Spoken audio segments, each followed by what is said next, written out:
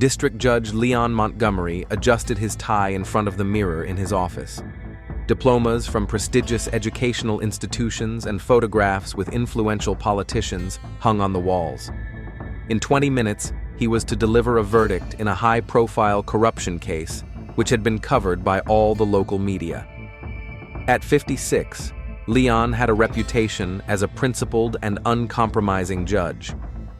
Iron Leon was what he was called in Boston legal circles for his unyielding decisions and harsh sentences. There was a knock at the door.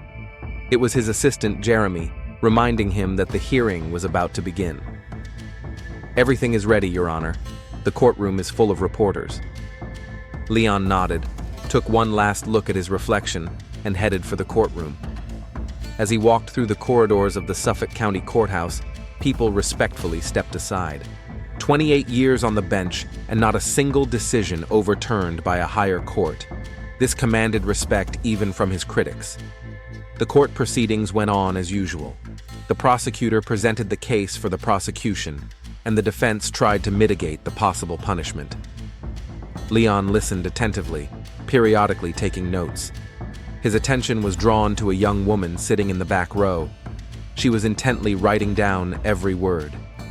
Leon recognized her as a former intern who had worked at the court last summer, Joan Carr. After the verdict was handed down, 7 years in prison for the former city official, Leon returned to his office. He was pleased with himself. Justice had prevailed, and another corrupt official had gotten what he deserved. In an hour, he was going to have dinner with his wife to celebrate their 25th anniversary. Diana had booked a table at an expensive restaurant and reminded him about it several times during the day by phone. In the court hallway, Leon was surrounded by journalists bombarding him with questions. Among them, he noticed Joan again, but now she wasn't asking questions, just watching. When the press finally backed off, Leon headed for the exit. At the stairs, he bumped into Joan. "Your Honor," she smiled slightly. "Do you remember me?" "Of course, Miss Carr. You were one of the most promising interns last year." "I'm glad you remember. I now work at the law firm Bradley & Partners and sometimes write articles for the Boston Legal Review. I watched your trial today. Impressive, as always." Leon felt a slight flutter of excitement. Joan looked completely different from when she was an intern, more confident, elegant, and attractive. Her dark hair was pulled back into a neat bun, and her tailored suit accentuated her slender figure. "I'm glad to hear it. Bradley & Partners is a great place to start a career. Perhaps you have time for a coffee? I'd like to ask you a few questions about today's case for my article." Leon glanced at his watch. He still had 2 hours before his meeting with Diana. "I have a little time. There's a nice cafe across the street." At the cafe, Joan asked professional questions about the legal nuances of the case. Leon answered, enjoying the attention of his young colleague. When the conversation turned to more personal topics, he learned that Joan was 24 years old, had grown up in the suburbs of Boston, graduated with honors from Boston University Law School, and dreamed of one day becoming a prosecutor. "You know, Judge Montgomery, you've always been a role model for me. I watched you work while I was still in school." Leon couldn't help but smile. "Are you flattering me, Miss Carr?" "I'm just telling the truth," she said, looking at him with unexpected warmth. Time flew by unnoticed. When Leon glanced at his watch, he realized with horror that he was late for dinner with Diana. Quickly saying goodbye to Joan and exchanging phone numbers for professional consultations, he hurried to the restaurant. Diana Montgomery was already finishing her second glass of wine when Leon finally arrived at the restaurant. As the deputy mayor for social affairs, she was used to being in control and hated waiting. "I'm sorry, dear." Leon kissed his wife on the cheek. "I got caught up in a conversation with a journalist." "Of course, work comes first," Diana replied coldly, "even on our anniversary." Diana was the same age as Leon, but she looked younger thanks to regular visits to the beautician and a strict diet. Her career in the city administration was no less successful than her husband's in the judicial system. Over 25 years of marriage, they had become one of Boston's most influential couples, although their relationship had long since become more like a business partnership than a romantic relationship. "I'm really sorry.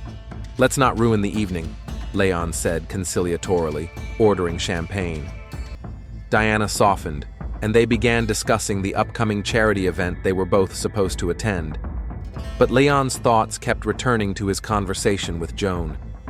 There was something refreshing about talking to her, the lack of the usual formality, the genuine interest in his opinion rather than his status. In another part of town, at Frank's small bar, Mark Warren was wiping down the counter and watching the customers. At 38, he looked older.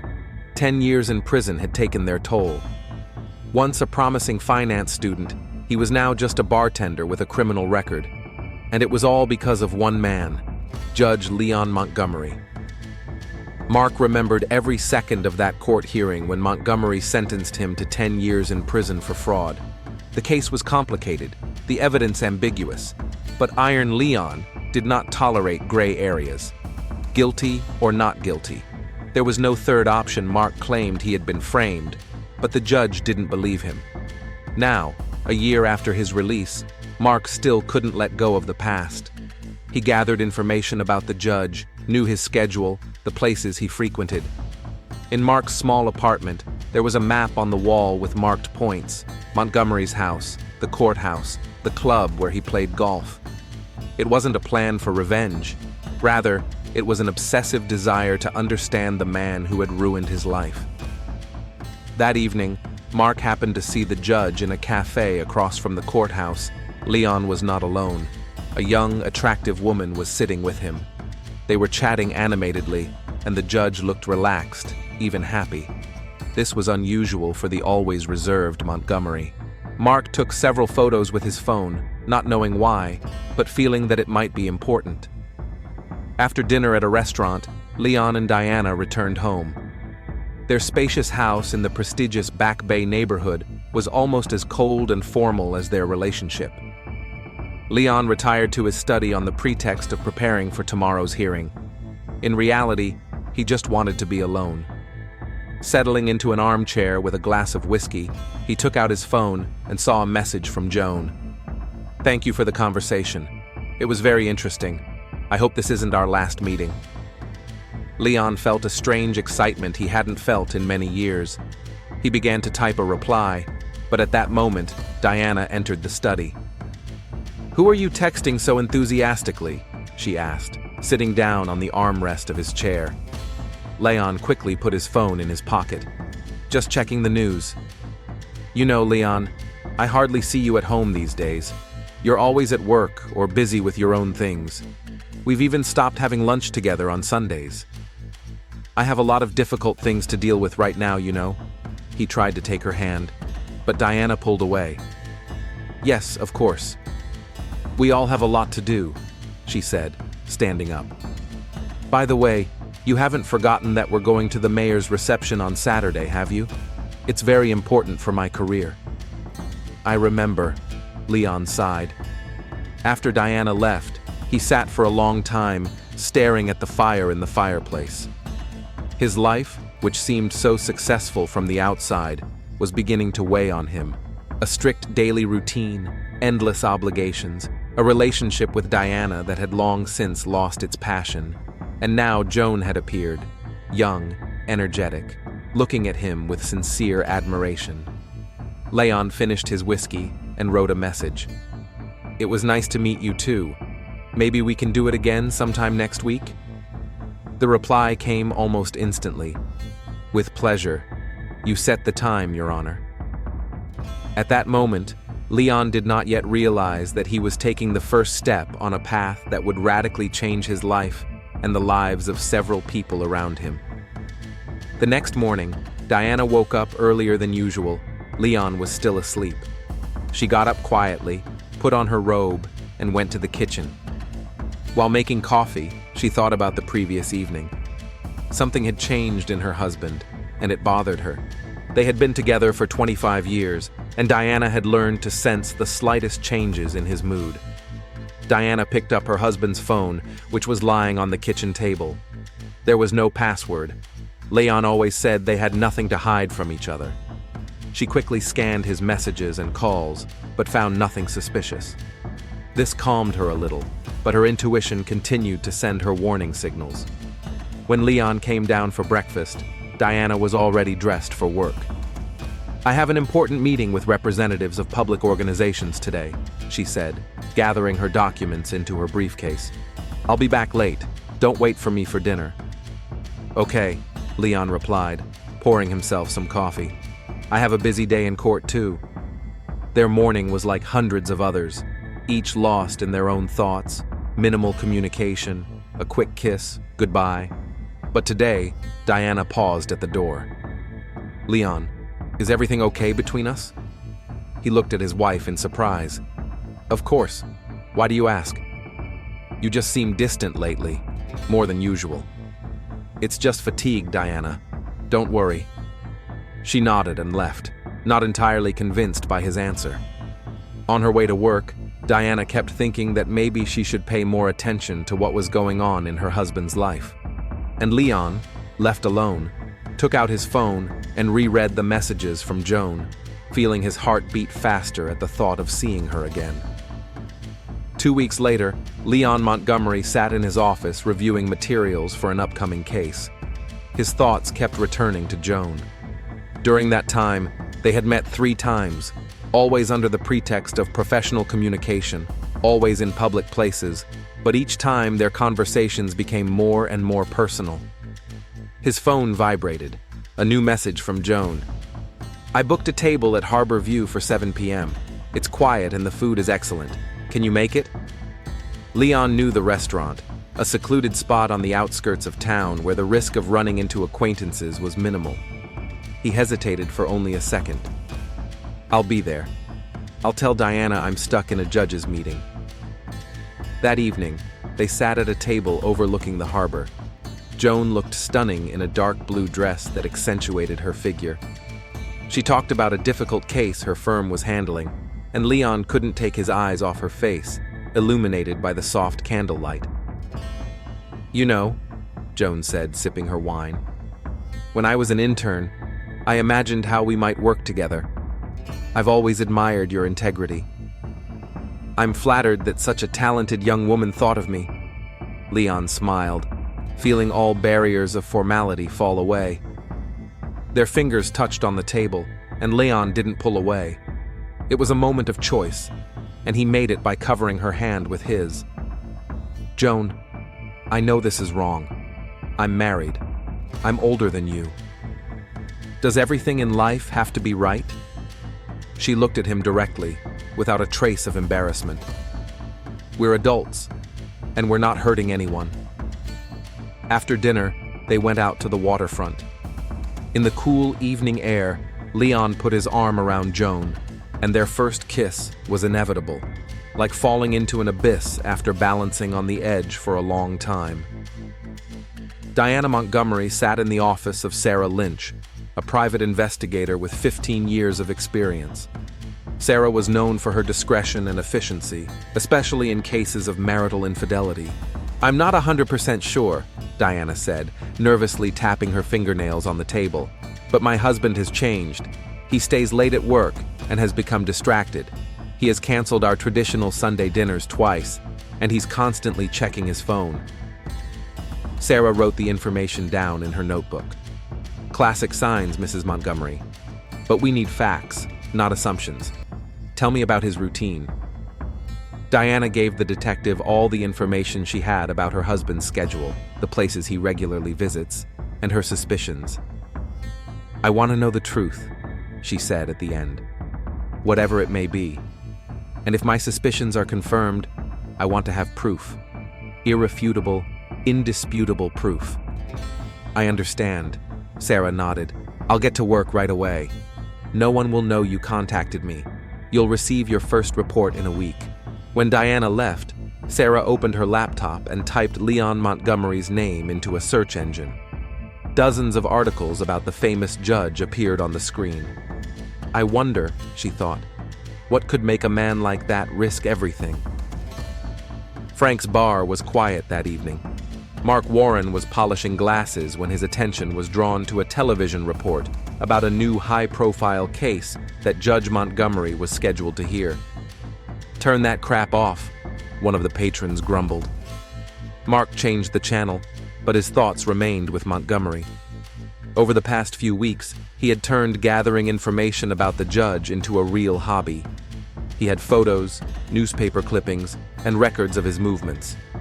In his one-room apartment, Mark had created what he called a justice board, a map of the judge's connections to various people and organizations. Of particular interest was a young woman Mark had seen Montgomery with twice. He took several photos from a distance and identified her as Joan Carr, a former intern who was now a lawyer at a prestigious firm. What connected her to the judge? Professional interest? Or something personal? After his shift, Mark decided to drive past Montgomery's house. He often did this, just rode by on his bike, watching the mansion, as if trying to understand the life of the man who had destroyed his own. To his surprise, this time he saw a woman with a camera sitting in a car parked nearby. She looked professional, like a reporter or a detective. Mark memorized her license plate number. It could be important. Joan Carr entered the noisy cafe, where her best friend Emily Parker was already waiting for her. Emily worked as a journalist for the Boston Globe and seemed to know everything and everyone in the city. "You're glowing," Emily remarked when Joan sat down at the table. "Is it a new romance?" Joan smiled mysteriously. "Maybe, but it's complicated." "Oh, baby, when has that ever stopped you?" Emily took a sip of coffee. "Come on, tell your best friend everything. Who is he?" Joan hesitated. She wasn't going to tell anyone about Leon, but Emily wasn't just a friend. They had known each other since college and shared all their secrets. "He's a famous person, married, and much older than me." Emily's eyes widened. "God, Joe, you're playing with fire." "Someone from our legal circles? Do I know him?" "Maybe," Joan replied evasively. "But I'm not going to say his name. I'm not ready yet. It's just the beginning, and I don't want to jinx it." "Okay, I won't pressure you, but be careful. Relationships like that rarely end well." "I know," Joan sighed. "But with him, I feel alive. Do you understand?" Emily looked seriously at her friend. "I understand. But remember, stories like this usually have victims, and often they're not the main characters in the drama." After the cafe, Joan returned to her apartment. In her mailbox, she found an envelope with no return address. Inside was a piece of paper with the following text printed on it. "I know about you and the judge. Stop this, or everyone will find out." Joan felt a chill run down her spine. Who could know? She and Leon had been extremely careful. She took out her phone, wanting to call Leon, but stopped herself. Maybe it was just a silly joke, or a threat from someone who had a hunch but no proof. She decided not to tell Leon yet. She didn't want to worry him. But just in case, she took a photo of the note and locked the door with all the locks. Sarah Lynch approached every case professionally. For 3 days, she studied Judge Montgomery's schedule, noting every deviation from the usual routine. On the 4th day, her patience was rewarded. From her surveillance vehicle, she observed the judge entering Harborview Restaurant, a location not mentioned in his official schedule. 20 minutes later, a young woman arrived at the same location. Sarah took several photographs with her telephoto lens. Jackpot, she thought, as the couple left the restaurant 2 hours later, and the judge kissed his companion tenderly. Sarah took a series of pictures, then followed the woman to her home to establish her identity. The next day, Sarah presented her first report to Diana Montgomery. With professional detachment, she showed the photos and provided information about Joan Carr, 24 years old, a former court intern, now a lawyer at Bradley & Partners. Diana looked at the photos with a stony expression. "Continue surveillance," she finally said. "I want to know everything. Every meeting, every conversation, every message, if you can access it." "That's borderline illegal," Sarah remarked. "I'm not asking you to break the law," Diana replied coldly. Just use all legal methods. Money is not a problem. When the detective left, Diana stared at the photo of Joan smiling for a long time. So young, so beautiful, and so naive if she thinks she can destroy Diana Montgomery's marriage with impunity. On Saturday morning, Leon told Diana that he was going golfing with his colleagues. In fact, he met Joan at her apartment, for the first time in such an intimate space. "I received a strange letter," Joan said, showing him an anonymous note. Leon studied the message carefully. "Someone knows about us. We need to be even more careful. Maybe it's just a prank? Or someone who only suspects, but isn't sure?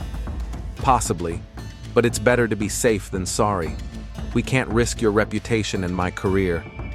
Joan came up behind him and hugged him around the shoulders. "We can just stop seeing each other." "Is that what you want?" Leon turned to her. "No," she whispered. "I don't want to lose you, even if it's dangerous." Their kiss was desperate, as if they both understood that they were balancing on the edge of a precipice but couldn't stop. Neither of them noticed Mark Warren, who was riding his bike past Joan's house at that moment. Seeing the judge's car, he took a few photos with his phone and slowly rode on, thinking about how to use this information. Meanwhile, in a car parked on a neighboring street, Sarah Lynch also recorded the judge's visit to Joan and made a note of it in her report to Diana Montgomery. 3 people were watching the development of Leon and Joan's romance, each with their own motives, and none of them suspected that this story would lead to a tragedy that no one could prevent. A week had passed since Joan received the first anonymous letter. She tried not to think about it, convincing herself that it was just someone's stupid joke. However, her peace of mind was shattered when she returned home from work and found a note attached to her door with a paperclip. "I'm watching you." With trembling hands, Joan tore off the note and quickly entered her apartment, locking the door behind her. She immediately called Emily. "Can you come over? I need to talk to you." Joan's voice trembled. Half an hour later, Emily was at her door. Joan showed her both notes. "God, Joe, this is serious." Emily frowned. "You need to go to the police." "And what am I going to tell them? That I'm being threatened because of an affair with a married man?" Joan shook her head. "I'm not even sure it's a real threat. Maybe someone just wants to scare me." "But it's working," Emily remarked, studying the second note carefully. "It looks like someone is really following you. Maybe you should end the relationship for a while." Joan sat down on the sofa, wrapping her arms around her knees. "I can't, Em. I'm in love with him. He's special." "So special that it's worth risking your safety?" Emily sat down next to her friend. "Joe, you won't even tell me who he is. How can I help if I don't know the whole story?" After a long pause, Joan whispered, "It's Judge Montgomery. Leon Montgomery." Emily's eyes widened. "Iron Leon? The one who's known for being unyielding? Married to the deputy mayor? Oh, Joe, you're getting yourself into a very dangerous game. I know, but with him, I feel special. He sees me not just as a young girl, but as an equal. We talk about law, philosophy, everything under the sun. And yes, there's chemistry. Incredible chemistry." Emily looked thoughtfully at her friend. "I understand. But these threats, maybe it's his wife? Diana Montgomery isn't the type to give up without a fight. Or someone from the court who noticed our glances," Joan added. "In any case, I have to tell Leon." The next day, Emily found an envelope with no return address in her mailbox at work. Inside was a photo of Joan leaving a restaurant with a man whose face was blurred. On the back was written, "Your friend is playing with fire. Warn her before it's too late." Emily immediately called Joan. "Now they're threatening me too, Joe. This is serious. Someone really wants you to end your relationship with the judge." Diana Montgomery sat in her office, flipping through the pages of the report provided by Sarah Lynch. The photos, phone records, and details of the meetings all confirmed her worst fears. Leon really did have an affair with this young woman, Joan Carr. Diana felt a cold rage growing inside her. 25 years of marriage, an impeccable reputation, political ambitions, all of it was being jeopardized because of her husband's whim. "There's something else," said Sarah, sitting across from her. "I noticed a strange guy who's also following your husband. At first I thought it was a coincidence, but he appeared too often." Diana looked up from the photos. "Who is he?" "His name is Mark Warren. He served 10 years on a sentence handed down by your husband. He was released a year ago and now works as a bartender." "Do you think he's dangerous?" "I'm not sure yet. He's just watching, taking photos. Maybe he's gathering information for blackmail." Diana tapped her fingers thoughtfully on the table. "Find out more about him. And keep watching Leon and that girl. I want to know their every move." When Sarah left, Diana took out her phone and dialed a number. "James, it's Diana. I need your help. Yes, it's personal. Very personal." Leon sat in his judge's office, trying to focus on the case files, but his thoughts kept returning to Joan and her anxious call. Someone knew about their relationship and was threatening her. Who? And why? His phone vibrated. A message from Diana. "We need to have a serious talk today. Be home by 8. The tone of the message did not bode well. Did Diana know something? Leon felt his heart race. All his carefully constructed cover could collapse in an instant. He called Joan. "We need to meet. Urgently. Diana may suspect something." "I'll be free in an hour." "Where?" "Commonwealth Park, by the fountain. It's safe there." Leon ended the call and tried to get back to work, but his anxiety grew. If Diana found out about their relationship, the consequences would be catastrophic. Not only for his marriage, but also for his career. A scandal involving a judge and a young lawyer, a former intern, the press would be delighted, and his reputation would be destroyed. For the first time in a long time, Leon felt real fear. Mark Warren was wiping down the bar when he overheard a snippet of conversation between two patrons. "Montgomery released that bastard on bail again. The system is rotten to the core." Mark pricked up his ears.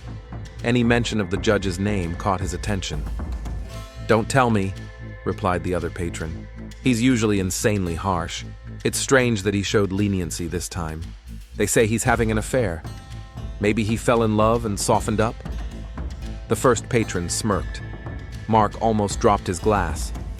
An affair? Montgomery? That would explain the meetings with the young woman he had observed. The new information needed to be verified. After his shift, Mark decided to drive by the judge's house, but Montgomery was not home. Following his intuition, he headed to Commonwealth Park, where he had previously seen the judge jogging. At the fountain, Mark noticed a familiar figure. Leon Montgomery was sitting on a bench, clearly waiting for someone. A few minutes later, a young woman approached him, the same one Mark had seen before. They spoke intently, and the judge looked around several times, as if afraid of being seen. Mark cautiously took a few photos with his phone. Then, taking advantage of the fact that the benches in the park were close together, he sat down nearby, pretending to read a book, and listened to their conversation. "They're threatening not only me, but Emily too," he heard the woman's voice say. "Someone really wants us to stop seeing each other."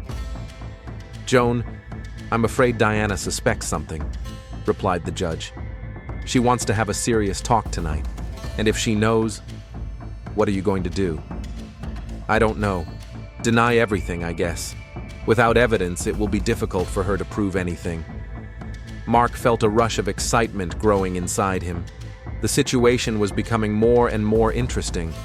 Iron Leon, always so principled and unyielding, was cheating on his wife and lying. How ironic. The judge who had sent Mark to prison for dishonesty and deceit of the system was himself mired in lies. Suddenly, Leon fell silent and looked intently at Mark. Their eyes met for a second. Mark quickly lowered his head to his book, but he was afraid that the judge might recognize him. A minute later, when he dared to look up again, Leon and Joan were already walking away in different directions. At exactly 8 o'clock in the evening, Leon returned home. Diana was waiting for him in the living room with a glass of wine. Her face was calm, but her eyes were cold. "How was your day?" she asked, taking a sip. "Normal," Leon replied, pouring himself a whiskey. "You wanted to talk?" Diana put her glass on the table and looked straight at her husband. "Who is Joan Carr?" Leon felt a chill run down his spine, but he kept a straight face. "A former intern.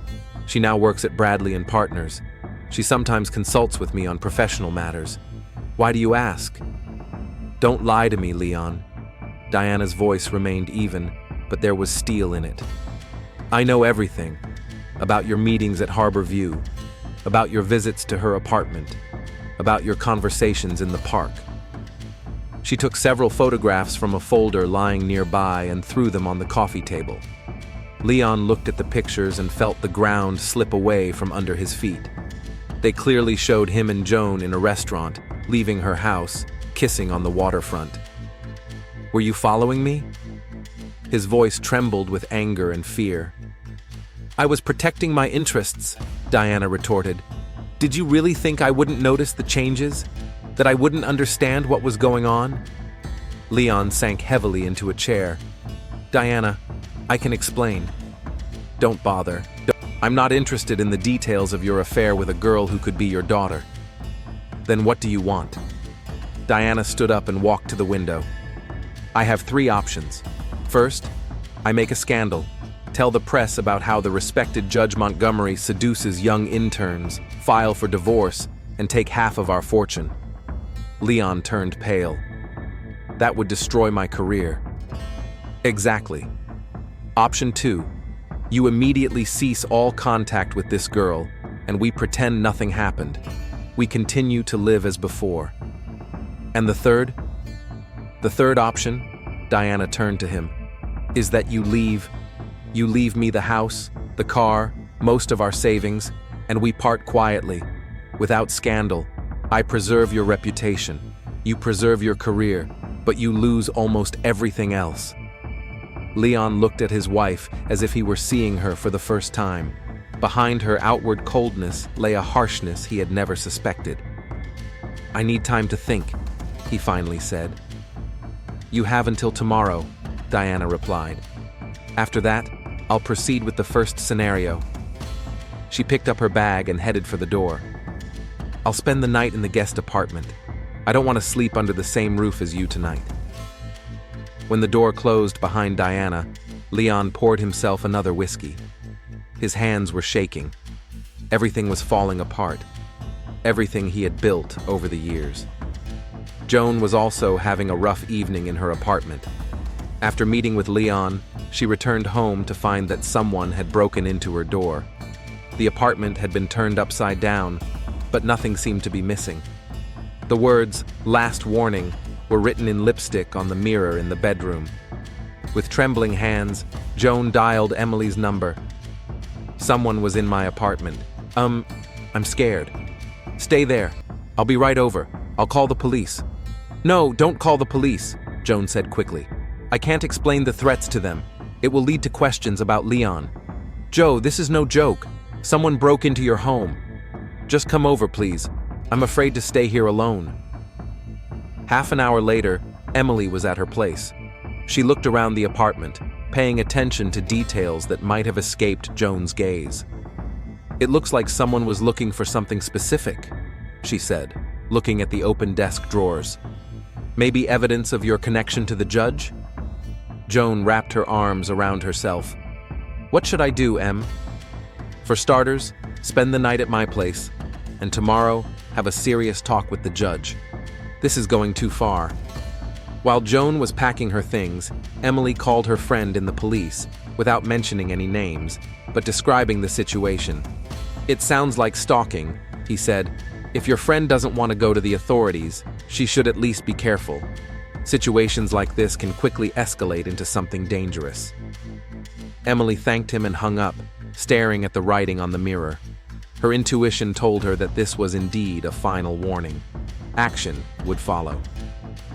Late in the evening, Leon sat in his office, lost in dark thoughts. His phone vibrated, a message from Joan. Someone broke into my apartment, left a threat. I'm at Emily's. We need to talk. Tomorrow at 7 a.m. at the cafe near my house? Leon felt cold sweat break out on his forehead. The situation was getting out of control. Diana knew about their relationship. Someone was stalking Joan. And then there was that strange man in the park who seemed familiar to him. He replied, "I'll be there. Be careful."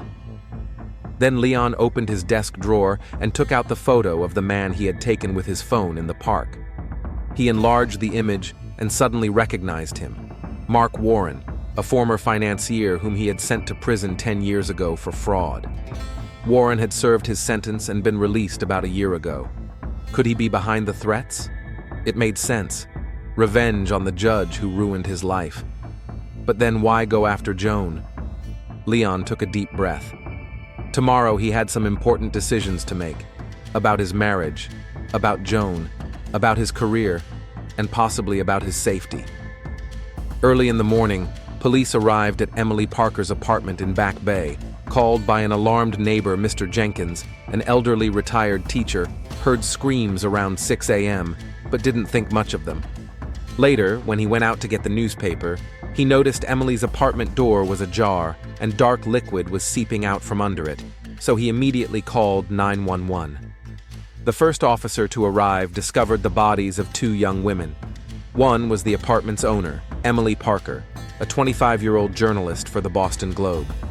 The other was her friend, Joan Carr. Both had been killed with particular brutality, multiple stab wounds and signs of a struggle throughout the apartment. Homicide detectives James Rodriguez and Anna Chen arrived at the scene half an hour later. Rodriguez, a 48-year-old veteran with 22 years of experience, methodically examined the crime scene, while his partner, 36-year-old Anna Chen, known for her analytical thinking, interviewed the first witnesses. Preliminary time of death is between 6 and 7 a.m., the medical examiner reported. Cause of death is multiple stab wounds. Rodriguez examined the crime scene. Emily Parker was lying by the front door, as if she had been trying to escape. Joan was next to the kitchen table where cups were scattered, clear signs of a struggle. Anna Chen approached her partner. The neighbor didn't hear any unusual noises except for screams. No one came or left. The front door wasn't broken into. The victims let the killer in themselves. Rodriguez was drawn to a broken coffee cup on the floor and two untouched cups on the table. It seemed as if the women had been preparing for a guest. Anna checked Joan's phone, which she found on the sofa.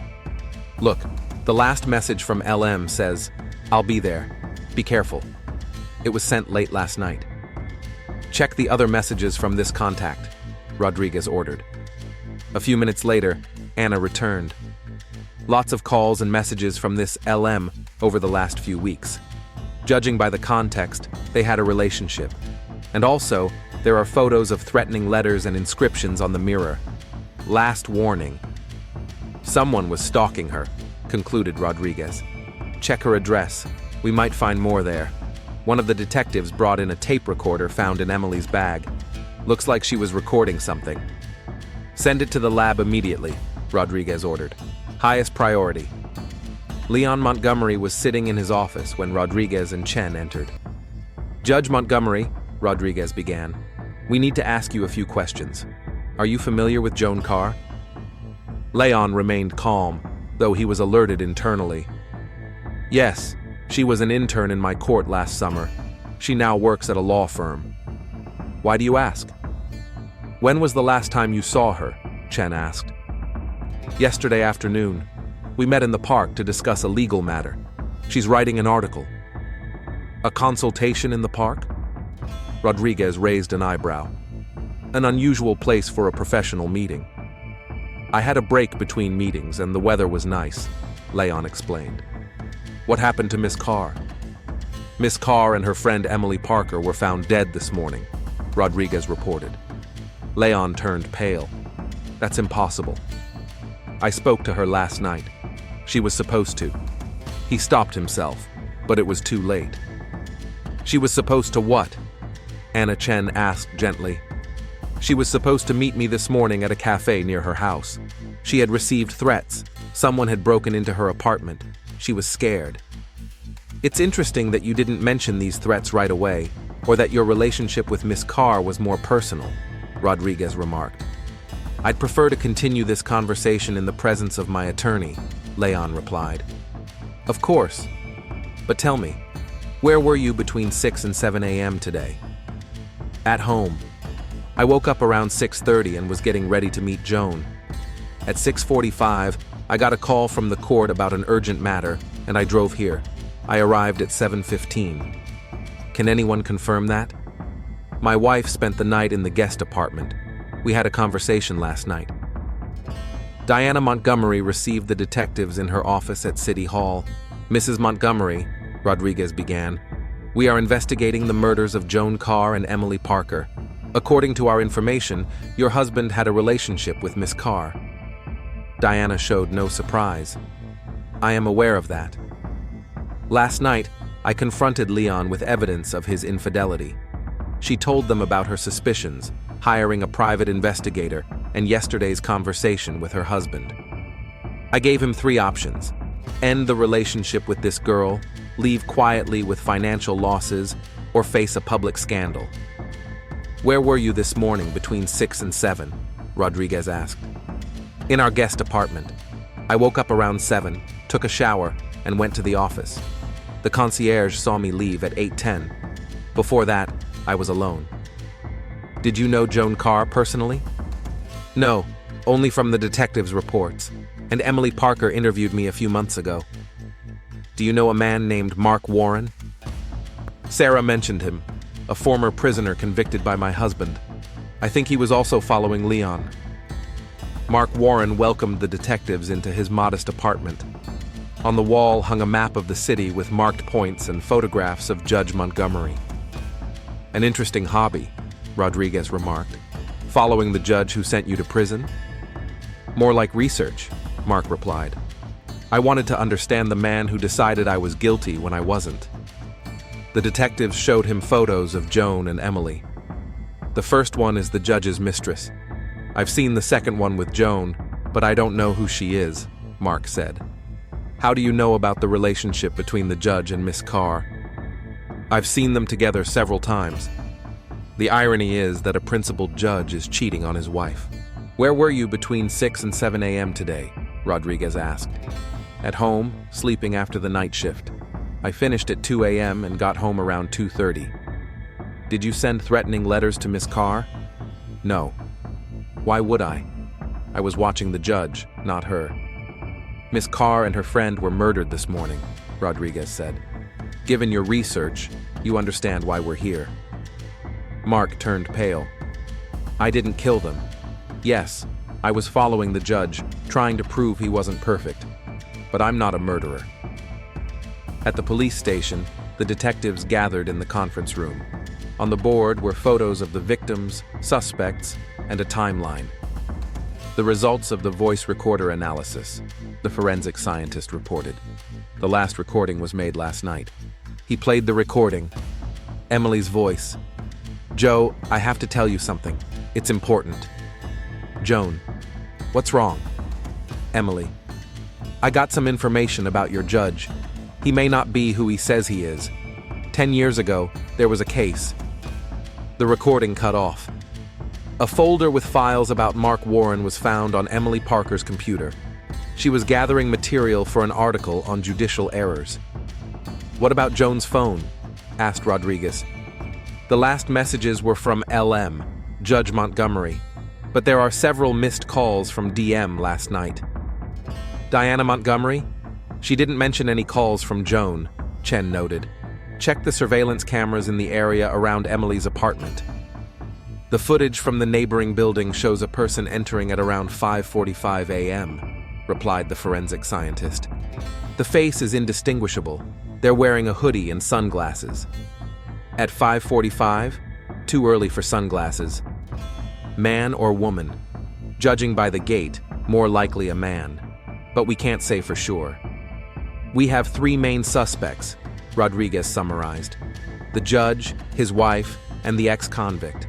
They all have a motive, and none of them have a solid alibi. And all three could have known that Joan was spending the night at Emily's, Chen added. The judge from the correspondence. Diana, if she was monitoring her husband's correspondence. Mark, if he was watching Joan's apartment. We need to check the geolocation of all three of their cell phones that morning, she continued, and get a warrant to check their correspondence. Rodriguez looked at the photos of the victims. 2 young women are dead. One knew something about a 10-year-old case. The other was having an affair with a married judge, and someone really didn't want that to continue. Or for the information to become public, Chen added. The question is, what exactly did Emily find? And is it important enough to kill for? The third day of the investigation began with an important discovery. The technical department had recovered the deleted data from Emily Parker's voice recorder, and detectives Rodriguez and Chen listened to the full version of the recording in the conference room. Emily's voice sounded tense. Joe, I have something to tell you, it's important. Then Joan's voice. What's wrong? You look worried. Emily, I got some information about your judge. He may not be who he says he is. 10 years ago, there was the Warren case, the financier Montgomery sent to prison. I was researching a series of articles on miscarriages of justice and stumbled upon evidence that Warren might have been innocent. But you know what's even more interesting? Diana Montgomery was working in the district attorney's office at the time and was closely involved in the case. There's a theory that Leon handed down a guilty verdict to protect his wife's career. Joan, but how does that relate to us? Emily, if this information comes out, it will destroy not only the judge's reputation, but also his wife's career. She's currently running for mayor in the next election. The recording was interrupted by a noise. It sounded like someone was ringing the doorbell. Rodriguez turned off the recording and looked at Chen. So, Emily uncovered a potential scandal involving both Montgomerys, and she was going to publish it.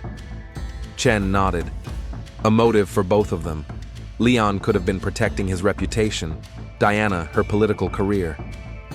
At that moment, an officer entered the room with printouts. Detectives, here are the results of the suspect's cell phone geolocation. Diana Montgomery's phone was recorded in the vicinity of Emily Parker's apartment at 5:30 a.m. on the day of the murder. Rodriguez took the printouts. What about the judge and Warren? The judge's phone was at home until 6:55 a.m., then moved in the direction of the courthouse. Warren's phone did not leave the area of his apartment all night and morning. Chen and Rodriguez exchanged glances. Check Diana Montgomery's call records for last night, Rodriguez ordered. An hour later, they received confirmation that Diana had indeed called Joan 3 times the night before. The calls were short. Joan obviously did not answer. At the same time, forensic experts found a blood-stained hooded raincoat and gloves in a dumpster 2 blocks from the crime scene. The DNA on them belonged to both victims, and in the pocket of the raincoat, they found a dry cleaning receipt made out to Diana Montgomery. With a search warrant, the detectives arrived at Diana's guest apartment.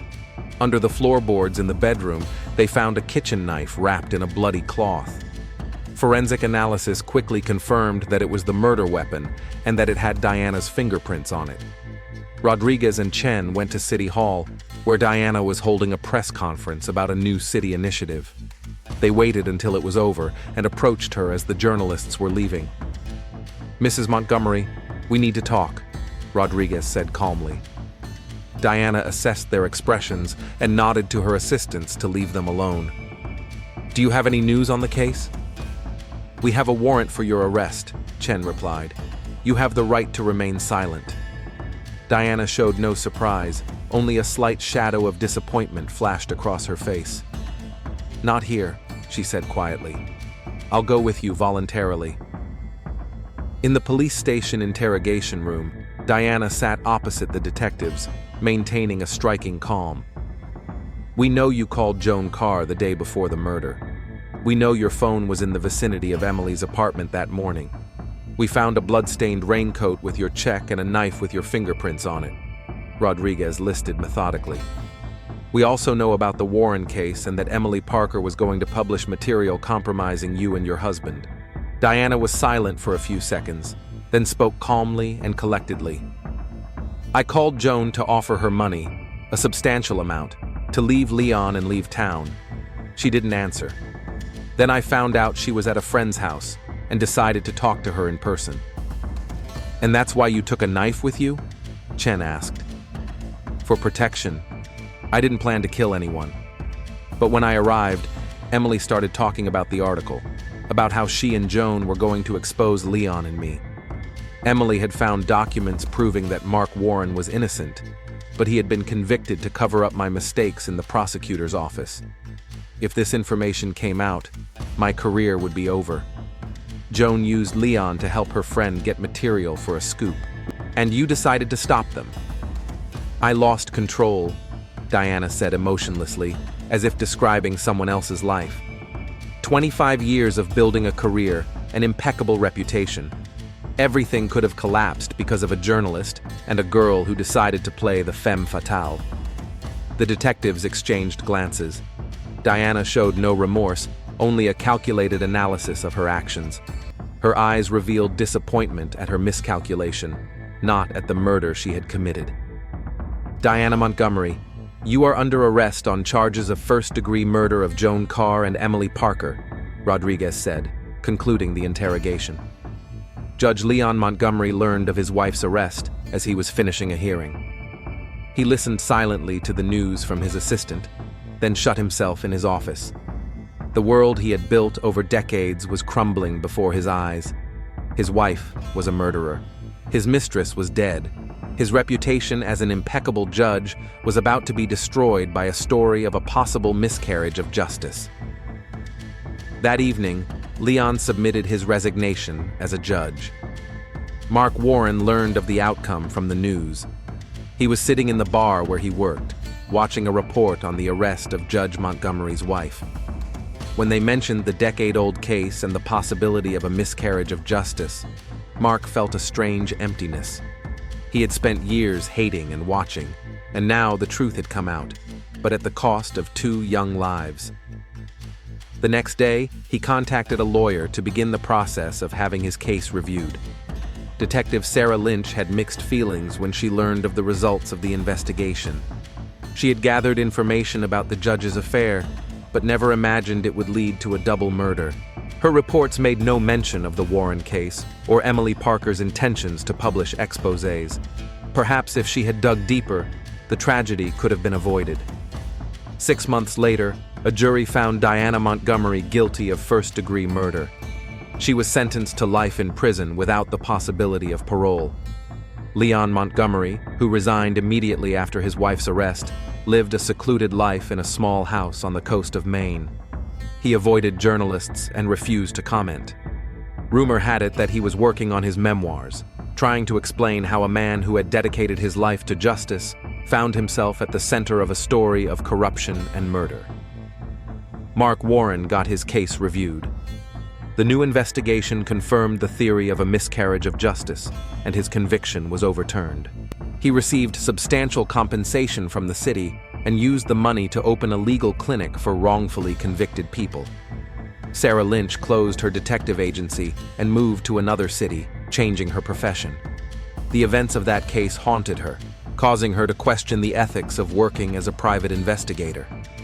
Joan Carr and Emily Parker's parents established a foundation in their daughters' names to support young journalists investigating miscarriages of justice. Each year, the foundation awarded scholarships to law and journalism students, seeking to continue the work that Joan and Emily had not been able to complete. The story of the relationship between Judge Montgomery and the young lawyer, which ended in a double murder, has been the subject of several books and documentaries. Journalists and authors have tried to understand what motivated each of the participants in the tragedy: ambition, passion, revenge, or cold calculation. But the true motives and thoughts of those involved in this story remain hidden behind prison walls, the facades of new lives, and the silence of those who will never be able to tell their side of the story.